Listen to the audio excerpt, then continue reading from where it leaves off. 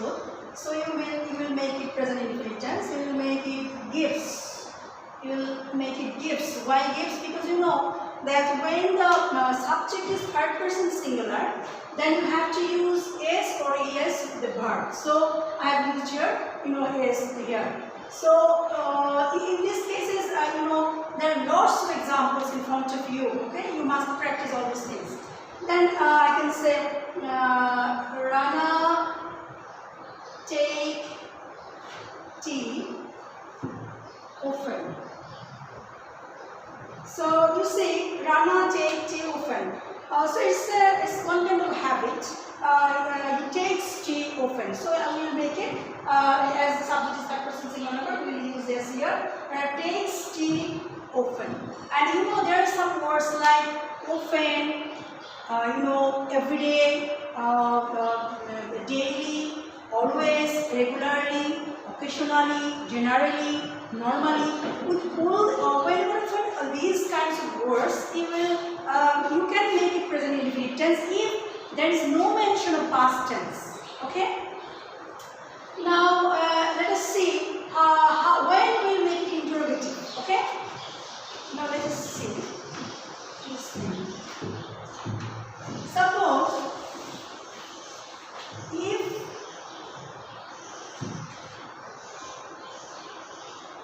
if you find this kind of sentence like Rana take tea often, and at the end of the sentence there is an interrogation. In that case, you will make it interrogative sentence. Okay? So you know what is the format of interrogative sentence, what is the structure, like do or does plus subject verb 1 plus extension plus question mark. So you say Rana take tea often, and you must know that does is only for the third person singular number. Does is only for third person singular number, and I hope you know the persons. Okay, first person I, we, second person you, and all the things are third person except this I, we, and you. All the things. Okay. So in third person, as you have third person like bird, it's a third person singular number. But when you say birds, it will be third person plural. So third person singular will take does, and with third person singular number, you will add s or es with the verb. Okay. So we will make it interrogative. So what will we do? First of all, we use does.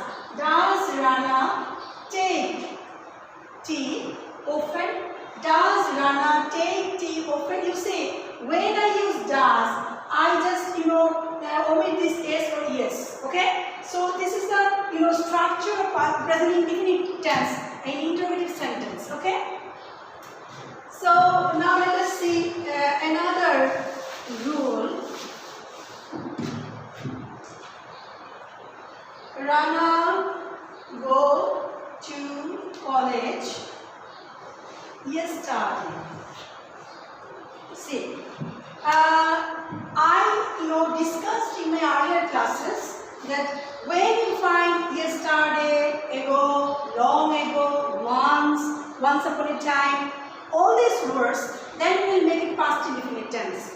But you will make it past indefinite tense, but you have to use the structure of interrogative sentence. The structure of the affirmative sentence is like subject verb 2 extension. And interrogative did, subject, did plus subject plus verb 1 plus extension. You see, and question mark. So you see, there is a question mark. So you have to make it interrogative sentence. So first of all, you have to use did. Did Rana go to college yesterday? So I have made it in this way. But if there is no question mark, then you have to make it affirmative sentence. You have to write in this way like Rana went to college. So here I have used verb 2. Okay. So in past indefinite tense, whenever you make it interrogative sentence, you have to use did. First of all, you have to use did first. Then you will make the present form of verb. Okay. Now let us see another role. You know,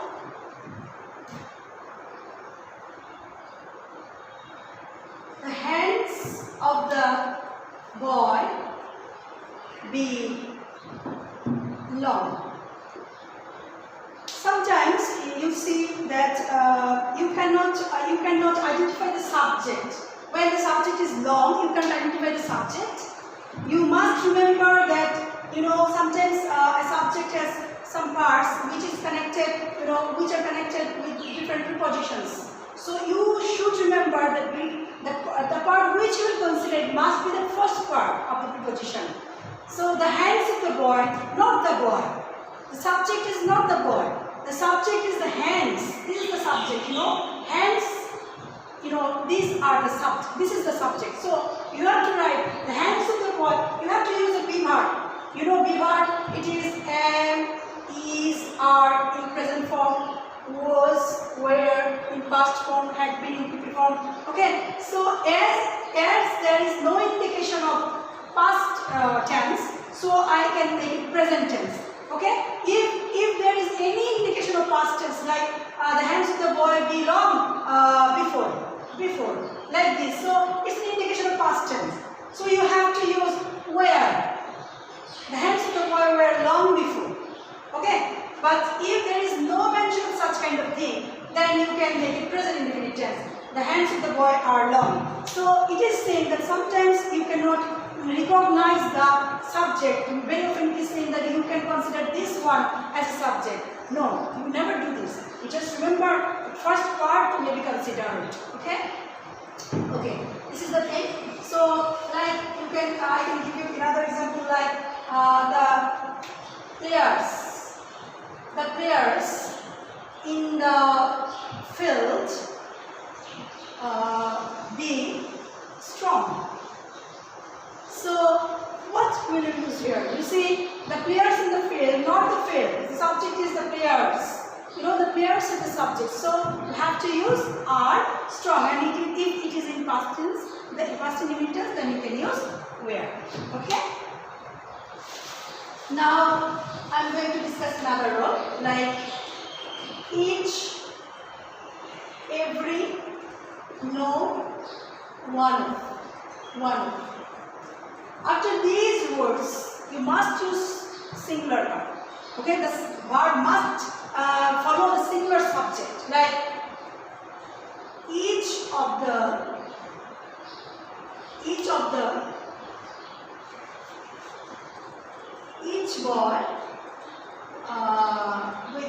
boy gets a book.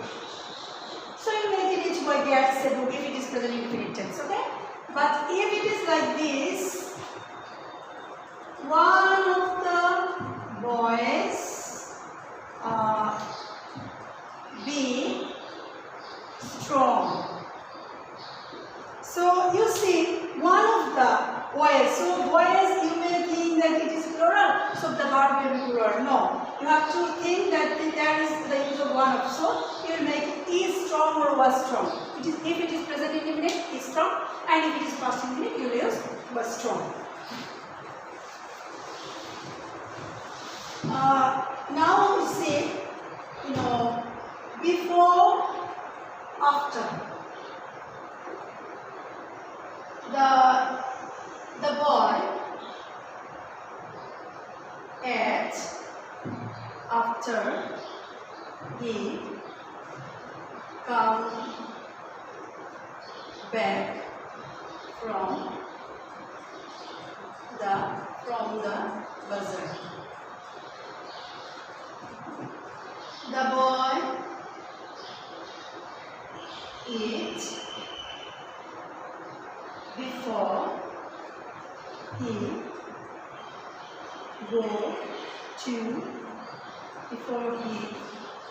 went to bazaar. So in past perfect tense, very often you have such kind of structure, and you have the use of after and before. Okay, so it is saying that you make a mistake in using right form of verb. Okay. So you see, when you will find before, the first part will be past perfect tense. When you will find before, the first part will be past perfect tense. And when you will find after, the next part will be past perfect tense. So you have to use the structure of past perfect tense, like the boy had eaten. The boy had eaten before he went to bazaar. And in the previous sentence, I have used after. So after, you have to use past perfect tense. Like he had come back from the bazaar. Do you understand? I am again telling you that when you will find the use of before, you have to use past perfect tense, before, you will use past perfect tense before, okay? But when you find after, then you have to use past perfect tense after, okay?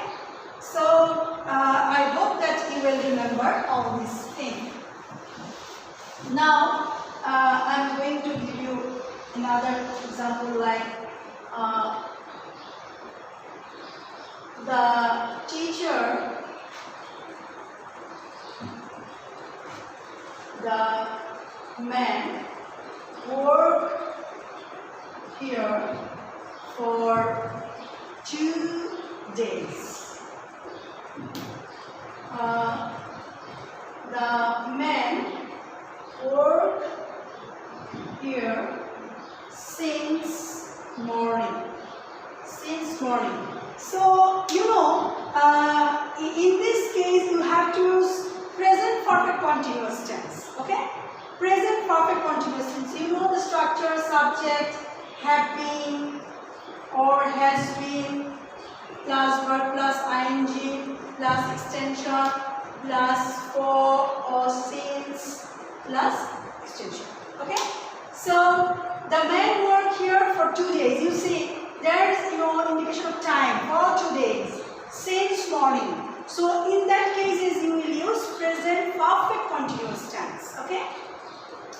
So you will write with the third person singular number you have to use has been, and with the other subjects you will use have been. Okay. So you will write the man has been working. The man has been working here for 2 days. The man has been working here since morning. So, do you understand the thing? That you just have got the point. When you find the indication of time,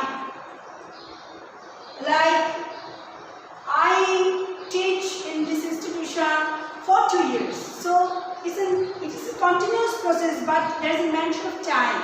Present continuous tense, it is going on without mentioning the time. But present perfect continuous, there is the mention of time. Okay, time is very often mentioned. So when you find such kind of structure like for 2 days, for 3 days, for 7 days, since morning, since afternoon, since evening, like this, since 1971, you will use present perfect continuous tense. Now let us see another thing, like I had better, would rather, would better, let, dare, need, like this.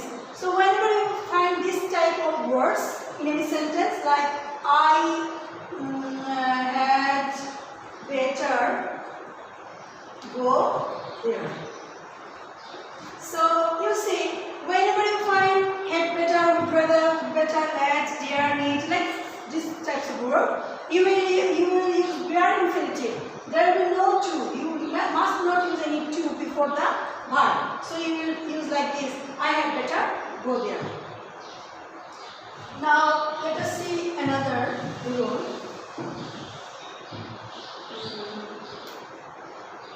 See, get, got, getting, okay, have, has, having. So after these verbs, if these are used as a positive verb, after this verb you must use the past participle form of verb, like I wash. See, I get my remote. So whenever you use get, got, getting, has, having, like, as a positive verb you have to use PP form of verb, first personal form of verb, like washed, cleaned. Do you understand? So whenever you write from a verb, I will suggest you to follow my earlier class, the first class, and with that class you will add this class also. I have discussed many rules in these 2 or 3 classes. Okay. Now let us discuss another rule, and it is saying that